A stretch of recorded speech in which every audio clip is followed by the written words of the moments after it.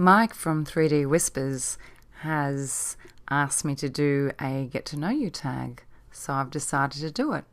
I'm pretty nervous, but here it is. My full name is Lauren Louise Ostrowski Fenton. Ostrowski is my family name and Fenton was the married name. I'm no longer married. My dad is Polish and my mum is Australian, and I've been brought up in Australia. My nickname is Lol or Lolly, L-O-L, which is, as you can imagine, quite funny because when I see the letters L-O-L, I think it's my nickname rather than laugh out loud. My birthday is the 18th of December, 1964, so I just turned 48, and I feel pretty strange about that because it's only yesterday that I was 20. It's interesting how in your head you are still 20, but your body ages, and it's very grounding.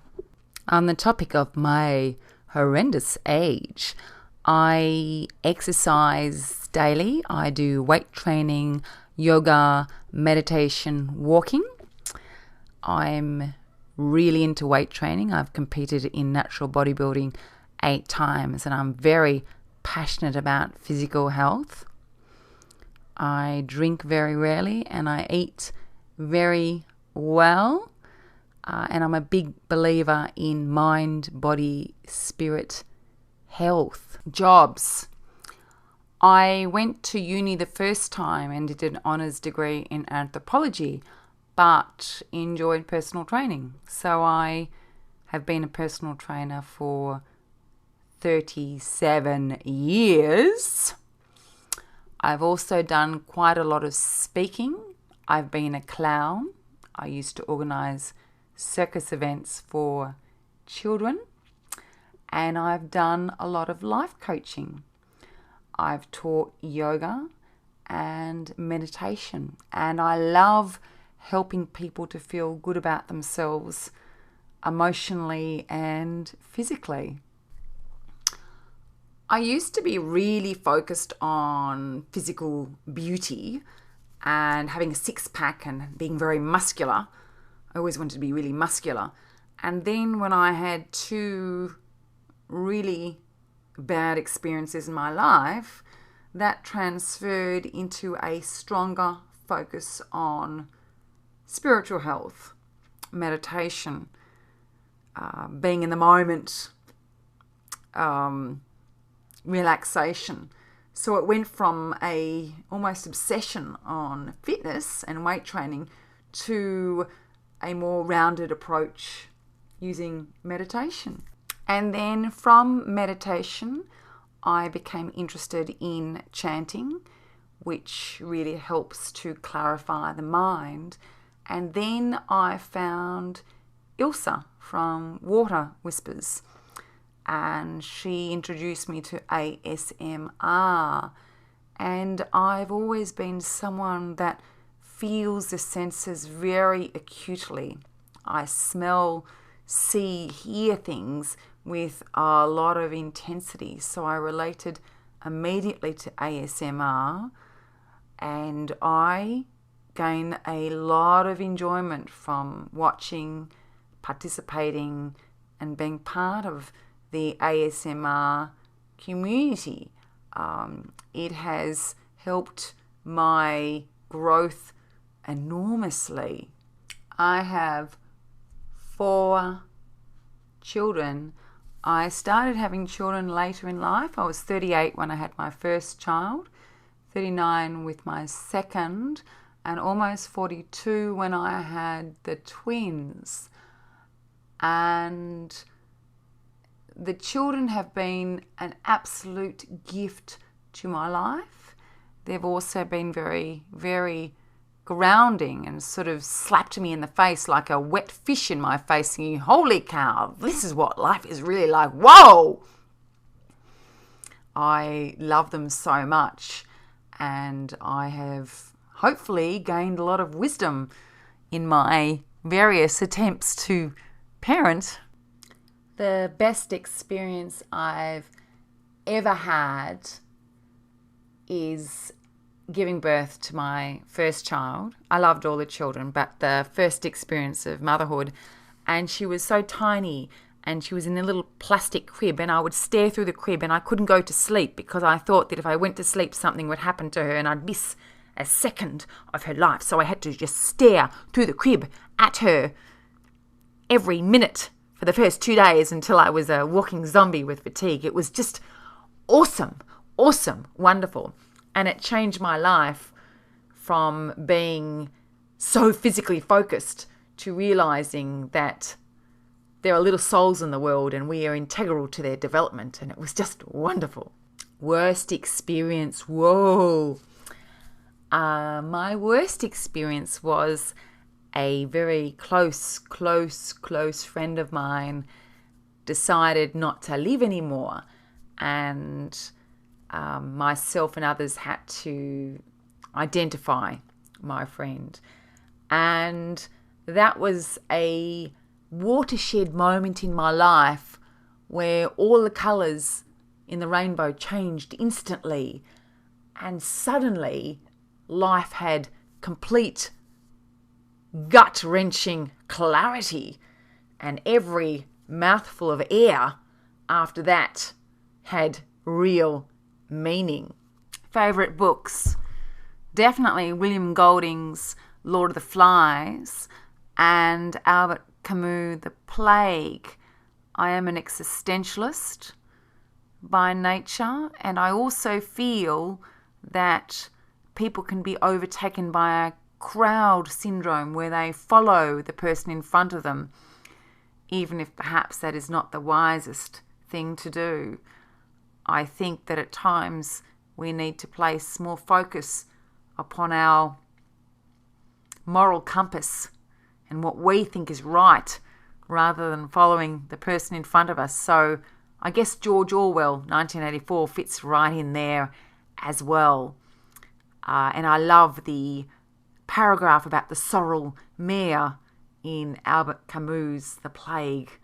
They're real books about life, and I love anything intense and deep. I'm a big reader. Favourite movies? My Brilliant Career, an Australian movie about a woman who gave up the love of her life to be a writer. And I love that, the thought of a woman forging ahead to be her own person and create a career, because I've always been passionate about creating a career. And I also recently watched the black and white old movie called Waterloo Bridge, which a friend introduced me to, and I cried until my friend said, I'm never going to show you one of these movies again. It was so beautiful and just fantasy. I love romantic fantasy. Do I believe in God? Woo! Deep question. I do. But I get at times a little bit concerned about the institutionalism of religion.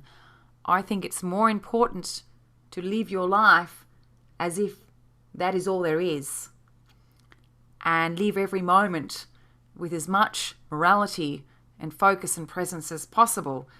And at times, belief in a God can take away from our ability to be accountable for ourselves.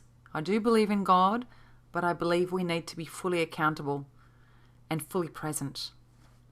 Aliens? Oh, what on earth? Aliens. I think that anything is possible. And when we start believing that we know what life is about and what is inside life, there we have a problem. We need to be open to all perspectives, all possibility.